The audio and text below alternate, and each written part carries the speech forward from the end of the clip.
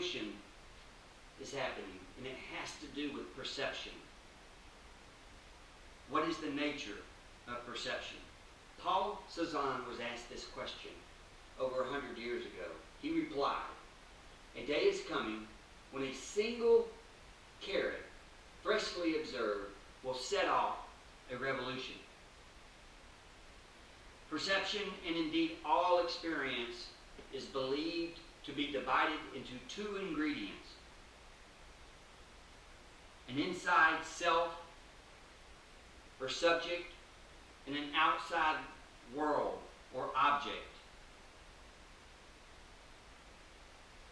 This is supposed to share the limits of, and is a product of, the body. A world made of matter on the outside, and a limited consciousness or awareness on the inside. And these two are connected by something called the mind.